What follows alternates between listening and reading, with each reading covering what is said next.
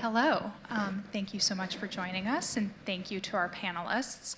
I'm going to go off script immediately because of some conversations we were having beforehand. And I wanted to start off by asking Dr. Kanem, you gave me this absolutely beautiful bracelet backstage, and I was wondering if you could explain to everybody what it represents. Well, thanks so much, Eliana. Very excited to be here. This bracelet has 28 beads, and 5 of them are red, representing the days that a girl might miss school. Why? Because of period poverty. So we wear it to remind each other that there's things that we can do to help her out, make sure she finishes her education. And I thought that that was a very apt symbol for what we are going to talk about today, which is women's health globally. And I wanted to start out by talking about young women. Dr. T, early in your time working as a doctor focusing on reproductive health in South Africa, you spoke to a lot of young women who weren't coming into the clinic, who weren't seeing a doctor. You went on to have a radio show, a Sunday Times column, and a book in which you talked about women's reproductive health and sexual health. And I'm wondering how you think about creating messages for young women to make them feel more invited into clinics, into doctors' offices. How do we invite them in? Absolutely important, because we take for granted that the actual physical architecture of a clinic is conducive, and often that's what turns young people away. So I realized that the parking lot that had become the default consultation room for me was more relaxed. They didn't feel that other people could overhear their conversations. And they looked at me as a peer, and I spoke the language that they spoke. I used references at the time that were popular in pop culture. And it got me thinking very intentionally about the spaces we are creating within the health system for people to access care, that even that in its design has to change to be conducive for establishing therapeutic conversations but services. But what was also important is that the non-stigmatizing way of approaching sexual health and gender, and importantly, affirming that they are young and they're inquisitive, and it's okay to not be sure. And that if they had questions, at least they had a trusted resource. So for me, the issue was the trusted resource. Where do caregivers, parents, and young people themselves go when they do have those questions? Because the transition, from teenagehood to adulthood is not easy. And I became sort of that bridge to help them firstly establish good relationship and good rapport, where they can then pick up services on sexual and reproductive health, and then be able to also support other peers with information as well. Is there a way to scale that? Because I would like to replicate you and just put you in every parking lot where young girls are hanging out. We have a lot of investors in this room, and yes, there is a way to replicate it. I do have a non-profit company in South Africa called Our Equity that really is meant to support the advocacy of young people, and I call it transformational leadership, because I recognize that young people are leaders in their own right in this very moment, not a potential resource to be harnessed. They're already doing the work. And secondly, it's to do the same for healthcare workers, where we bring health and human rights together so that they understand how in their daily practice of medicine they can support and respect and promote human rights of young people through confidentiality, dignity, privacy, but also affirming autonomy and the right to make those choices. Definitely. Dr. Dar, your recent Deloitte report points out that 1 in 5 women in the US do not trust their healthcare provider to act in their best interest. What were some of the underlying reasons for this lack of trust? And how can the healthcare industry work to rebuild that relationship, particularly with women who have faced bias in their care? Well, I think at the end of the day, trust is built on experience. And if a person has a negative experience, it takes quite a while to rebuild that type of trust. Women are far more likely to be misdiagnosed by not having a heart attack than men. And so often when presenting with a variety of symptoms, if you feel that you weren't being listened to, and rightly so, and end up having a heart attack, it's hard to rebuild that type of trust. In fact, during the kickoff event, Halle Berry came and spoke to us all. And if you recall that extremely poignant moment when she talked about being misdiagnosed from being menopausal to having to the physician suggesting she had herpes. You can imagine that profound erosion of trust. So the antidote is part of the reversal of the poison, which is to realize that we've got to teach clinicians, physicians, and just as importantly, technology, to be able to have great capacity to listen, to appreciate, and to hear. As it turns out, a number of technologies exist that can help with communication, but they have to be engineered with health equity in mind. One of the most important things that we talk about is that when you engineer a system, there are design principles, and too seldomly do we see systems being engineered by having the chief health equity officer having a seat at the table and being able to help shape that design. So that's certainly part of the answer. Realizing that we've got systems that generate human behavior. Medical education is certainly part of it. And I think we're going to have to continue to make sure that we have the appropriate level of feedback when things go wrong to be able to find ways to make them right. So we're going to have to achieve equity in tech as well as healthcare in order for those tech solutions to work, because the program's only as good as the programmer. Yeah, well, for sure. Not only equity in tech in terms of access, that's generally what we talk about, but equity in tech in terms of design. Realize that the vast majority of biopharma treatments that were made available over the last year were not designed for women. They were designed for a general population. And if that's the case, then literally the technology that we're creating is not designed necessarily for women. And that's the same case. It's just another type of technology when we talk about IT systems or AI or generative AI. All those systems are designed by how they're constituted and how those teams come together and the requirements that are baked into the process, just like a clinical trial. And so it's just as important that those teams are infused with health equity officers, with the voice of the patient and the voice of women. Now, it's fascinating that we have seen a bit of durability in terms of investment into health tech or femtech, as it's being largely referred to. But we need it to pervade across the entire system, not just point solutions, the entire system, because the way individuals will communicate going forward will be utterly different than they have in the past. I want to dig into this issue of trust a little bit more, and because I think that an illustrative example can help. I don't know if any of you listened to this podcast, The Retrievals, that came out last year and made quite a splash, but the podcast was the story of dozens of women who experienced excruciating pain during egg retrievals in a clinic.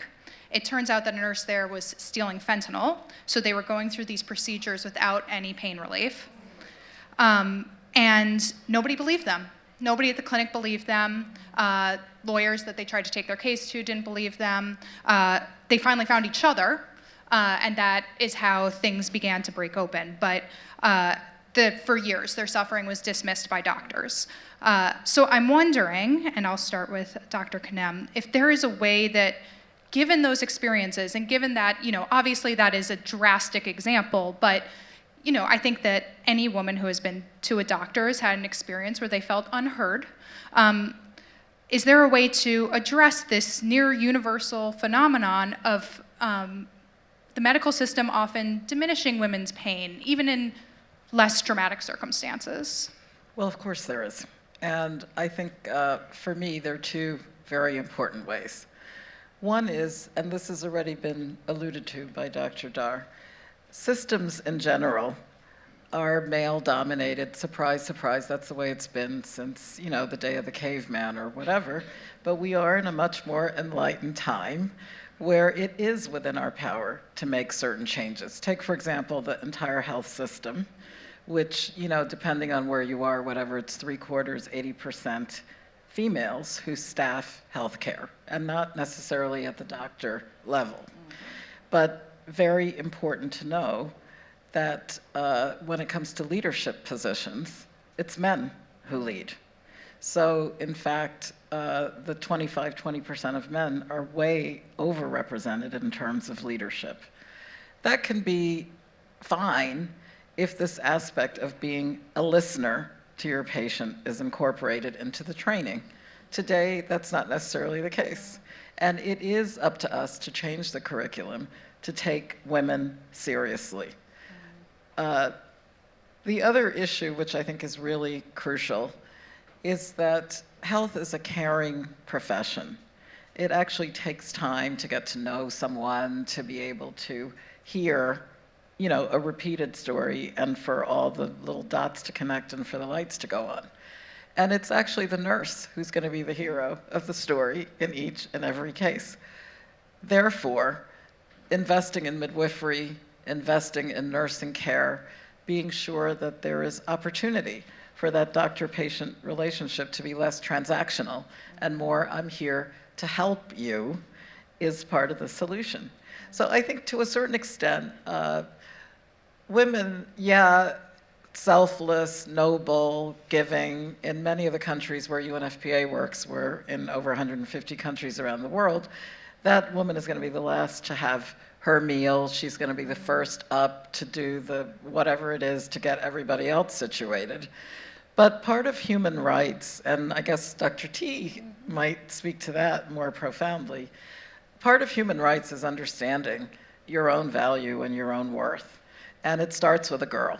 So I think the expectation that we should listen to girl children, make sure that they're educated and they're not hiding when they have their periods, and on up until we build that better health system where, of course, it's automatic, that we listen to everyone, that we factor in everyone's needs.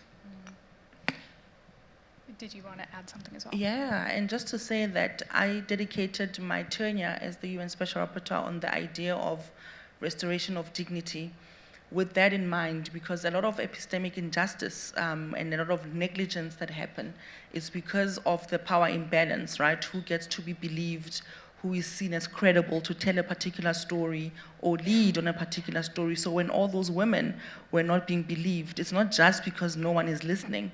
There's a power asymmetry that's happening, that's structural, that's systemic. And so to fix that, if you want to be better, you have to think about what does dignity look like for a particular person in a particular context, in a particular point in time. And women will have different ideas about what that looks like for themselves, which forces you to listen, because one of the basic principles of medicine as a physician is to allow the subjective matter. Why do patients think they are getting sick? How do they think they want to get better? What are their future aspirations? And that listening part is missing in the practice of medicine now, also because of the of course, there's less doctors and nurses to go around, but also the transactional nature of medicine and the way that insurance companies have set the parameters of what consultations times must be like, the billings and all of those things. So we need to get back to the basics of caring for patients for the right to health, and also holding corporates accountable under the UN guiding principles on business and human rights, and realize that privatization of the right to health is bad for everyone, period, right? And particularly so for those people who are already then living on the margins of society. And so those people walk into the consultation room already. People are not going to believe a drug user or a sex worker or a woman who needs an abortion or someone who is in a irregular migratory status. So there are a lot of compounding reasons why even that not listening is even worse than we know and can actually determine. So pregnancy and childbirth-related complications are the leading cause of death globally for adolescent girls. And Dr. Kanem, we were actually, as we heard in the last panel, much of that is postpartum care is lacking, but something that isn't necessarily always accounted for in the statistics is also unsafe abortion. And we can't talk about disparities in women's health without talking about abortion. The World Health Organization estimates that about 25 million unsafe abortions occur worldwide each year, and that was before Roe was overturned. These statistics can be slippery for obvious reasons. Dr. T, I'll start with you. In a brief filed in a US court, you argued, and I'm shortening the quote a bit here, the denial of safe abortions in such contexts of extreme vulnerability and where timely health care is essential amount to torture or ill treatment. I'm wondering if you can talk about the global consequences of Roe being overturned here. Absolutely. One of the important ways of ensuring that human rights are protected throughout the world is participating in court processes and legislative processes within different countries. And so when Roe v. Wade, of course, came up at the Supreme Court of the United States, it was important from a human rights and a right to health perspective to submit that amicus brief to the court. I had said to set the record straight in terms of what are the legal requirements of a member state of the UN, and also why the regression is also bad for many other human rights. Because the right to have autonomy and make decisions on your health care is a right, especially in the context of abortion, that should be discussed between physician or caregiver and the woman. There should be no other interference. And in medicine, for example, there is no other interference. If you are needing a knee transplant or a heart transplant, there's no interference of the federal government in that decision. Doctors are trusted and patients are trusted to make the right decisions. And so the use of criminal legal frameworks in this instance of abortion further stigmatizes, discriminates, and pushes people further to the margins and causes them actually to either enter or perpetuate cycles of poverty. The other important thing is that when you give someone the opportunity to make a choice, you are giving them a second chance to either finish an education or a degree. You're giving them a chance to perhaps be able to escape an abusive relationship.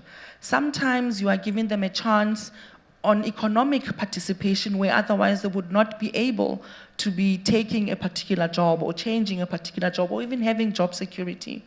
So it was important to be part of that case to bring the intersectional nature of what abortion is. It is safe. There are protocols that guide us to do that.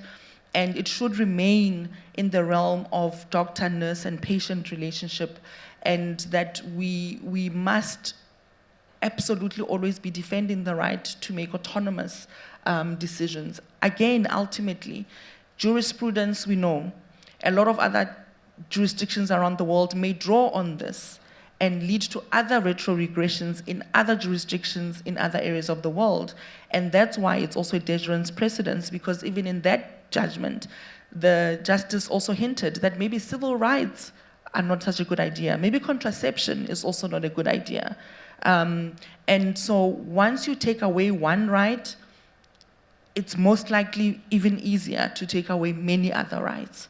And that's why we have to see the right to health as the master key to unlock many other rights. But also when we protect the right to health, we are also protecting multiple other human rights as well.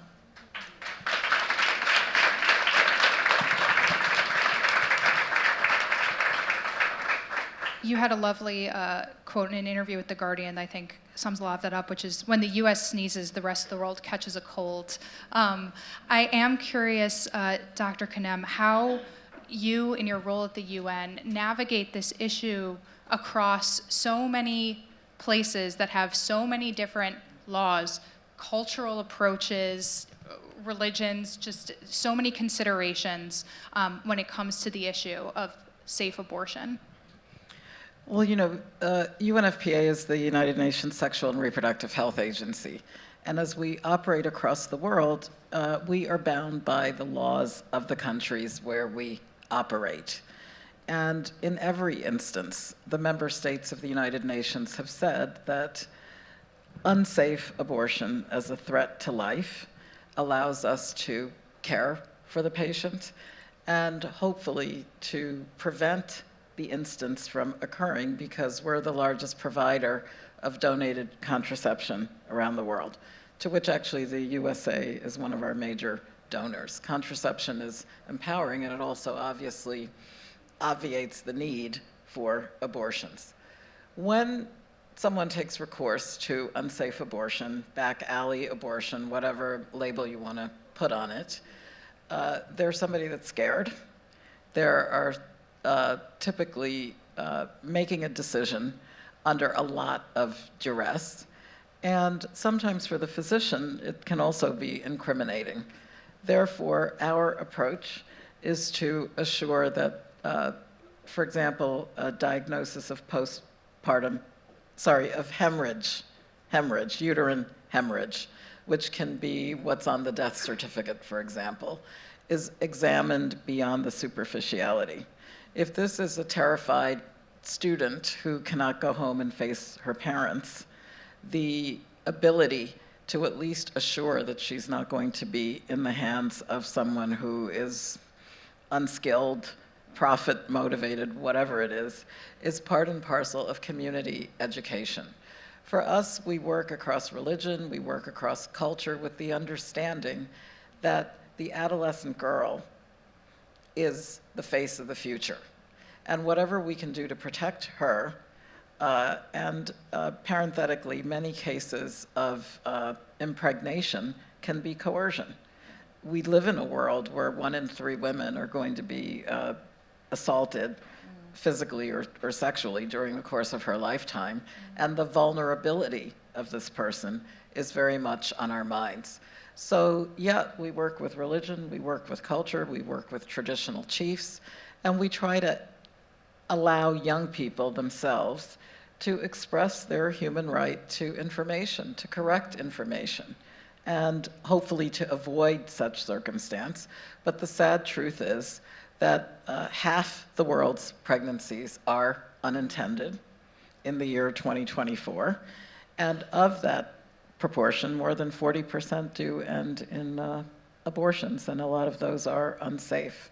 So when we see maternal mortality, we know that women's health is global health. If we had the ability to change that statistic, the mother who dies, who leaves children behind, the rueful nature of something like this for the family, the stigma of talking about it, and on, all of this can be avoided if we have a caring healthcare system.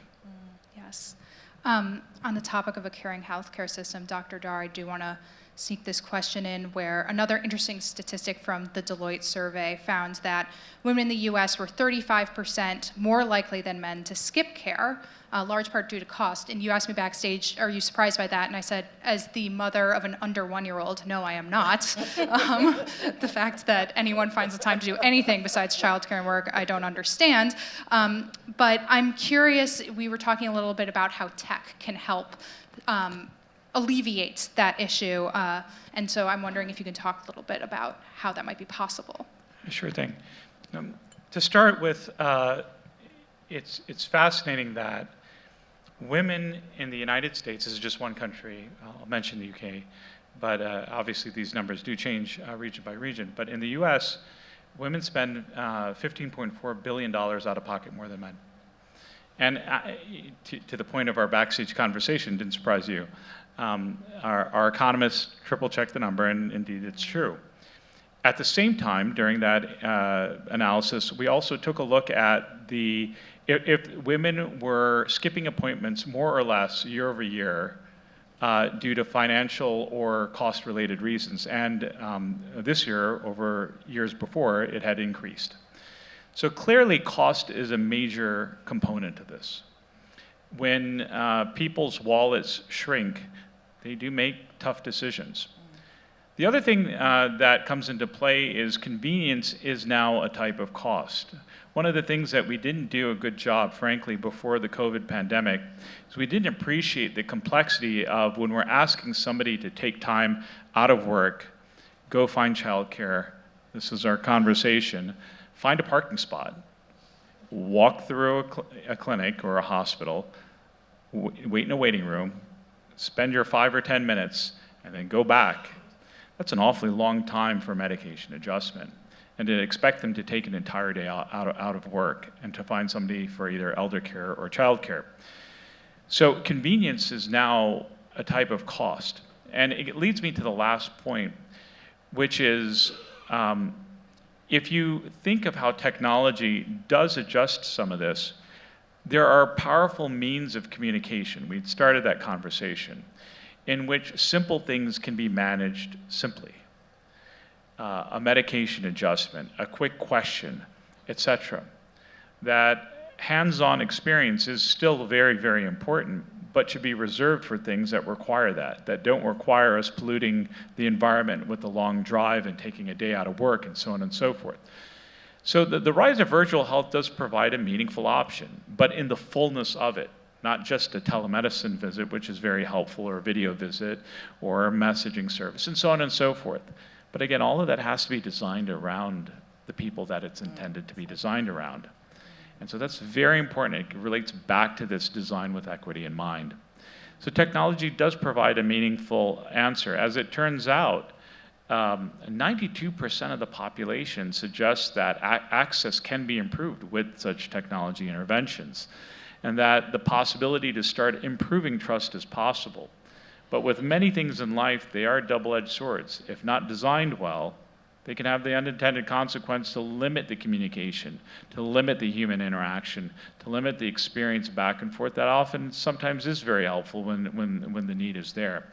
So technology certainly is an answer, but only when the human being is brought into the loop, at least during the design and ideally during the implementation and experience itself.